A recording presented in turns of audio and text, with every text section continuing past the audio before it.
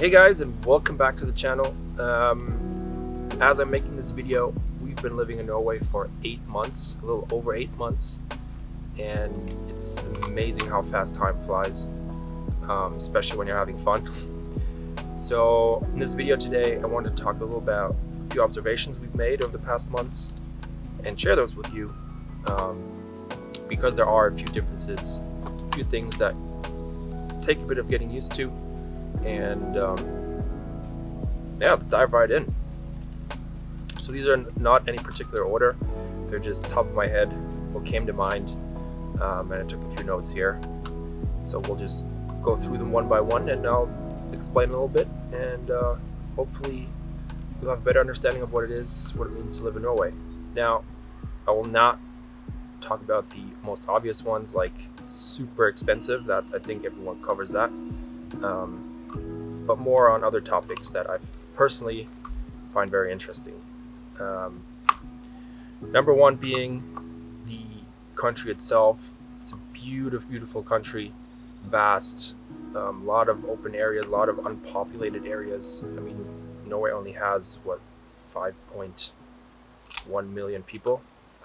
That's almost as much as the entirety of Berlin, which is crazy. Definitely top of my list why I also wanted to move here. Landscape, the possibility of going anywhere, camping out, hiking, doing all these outdoor adventures and just winding down after a long, hard week of work. Absolutely amazing. Super friendly people, very helpful. We haven't met a single person that's been disrespectful or anything. Obviously, those people do exist. They exist everywhere. But generally speaking, from our experience over the past 8 months, we haven't met any yet. So time will show. There's obviously a lot of rich history here, which I really find a lot of interest in, going all the way back to the Viking Age and Norway being back and forth between occupations and stuff. I won't dive into that now. That would be a lot of talking, and this YouTube video would be 15 hours. And then of course the connection to nature. People seem to have a really strong connection here. They enjoy being outside, doing family activities outside, making sure everything's clean, which is absolutely amazing.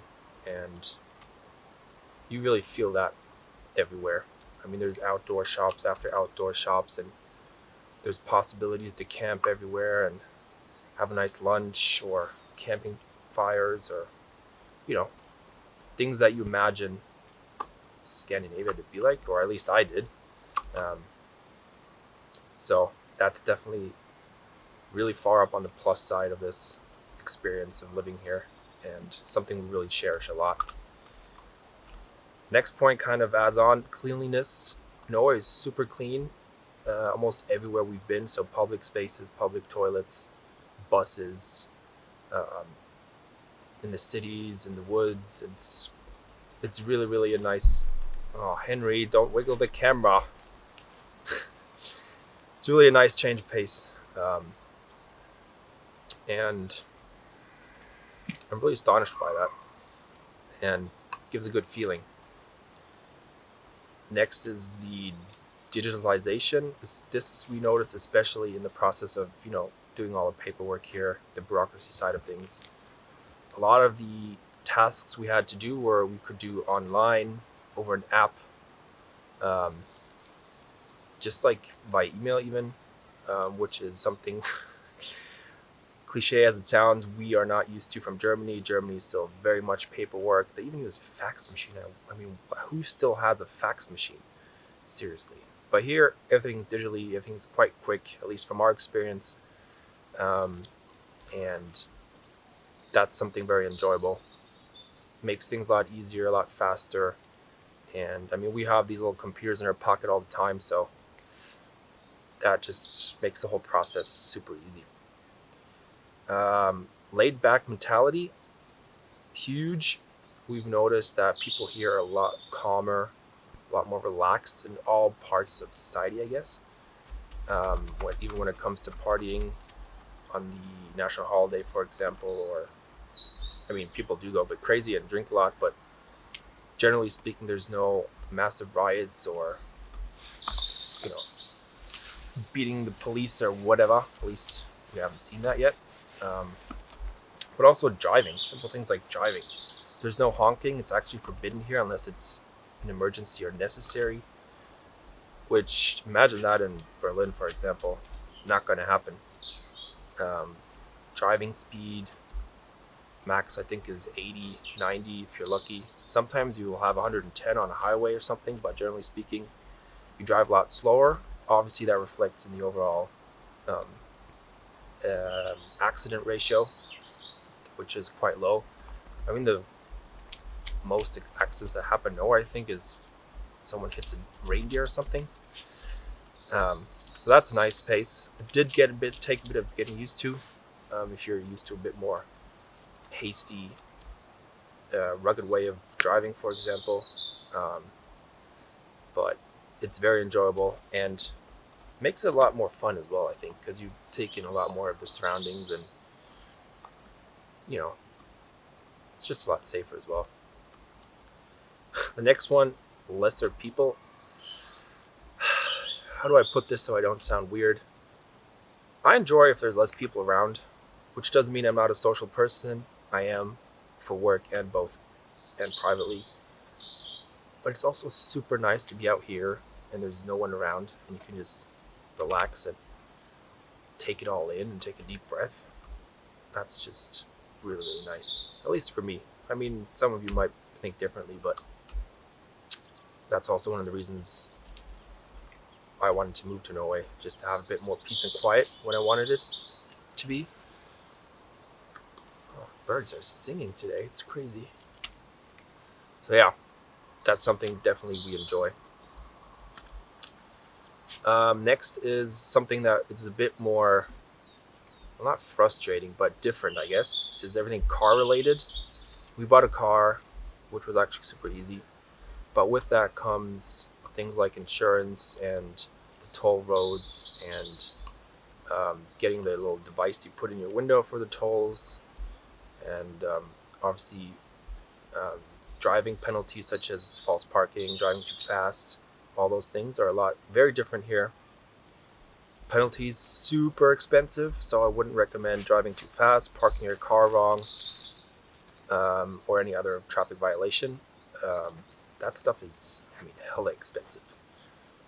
So I think that keeps people in line as well, and I think that's a good thing. But it's also very different.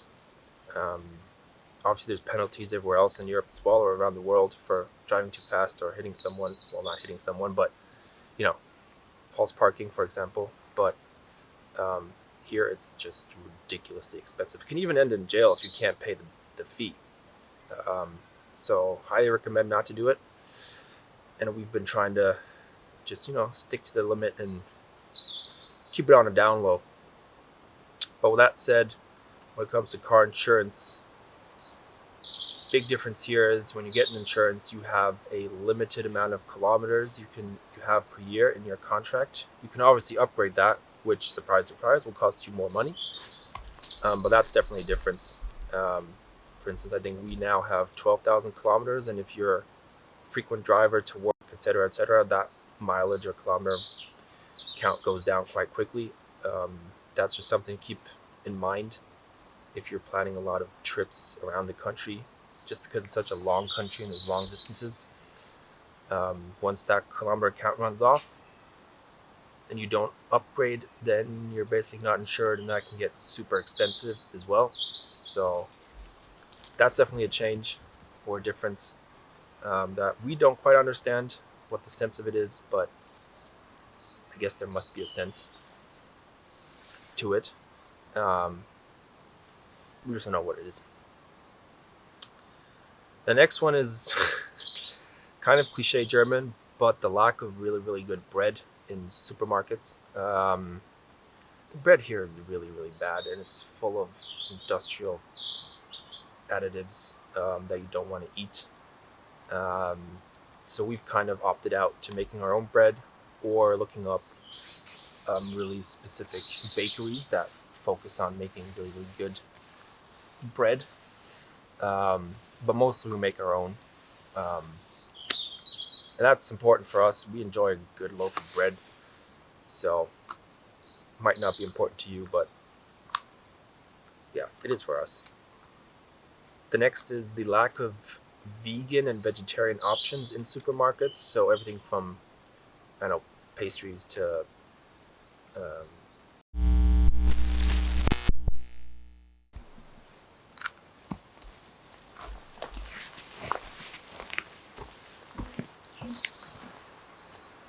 okay, I think we're back. Sorry, had to change the battery. Died. Where were we? Bread. Yeah. Most of the bread you can buy here in supermarkets is extremely full of industrial additives, so I would not recommend. Can be a quick fix if you need something urgently, but yeah, recommend making your own or finding those bakeries that make high quality products. So you're golden. I don't know if this was the next one we talked about or you still heard it. The lack of vegan and vegetarian options. Norway is very much a meat-focused country, and astonishingly enough, veganism or vegetarianism is not as far here as in other countries, Germany for example. So you won't find a whole lot of variation in, I don't know, tofu or other pastries, or like stuff you put on your bread that you could find in other countries. The wave is slowly swapping over, but it's still going to take a bit of time. So that's something to keep in mind if you are on that side of the food consumption. We enjoy vegan, vegetarian food quite a lot because there's good options, but we'll have to make it ourselves if possible. Obviously, we'll have to skip a few ingredients that we might find in other countries. Fingers crossed that whole thing swaps over soon. Next, Henry's with me today. Dog friendliness. A lot of dogs here. People love dogs. Have a lot of pets. Very important part of life. That being said, there are quite a lot of restrictions in open spaces like restaurants, cafes, malls, where you cannot take your dog with you. And I've been told this has to do with the being careful about people that might have allergies. This is very different to, again, Germany, for example, where you can take your dog basically everywhere.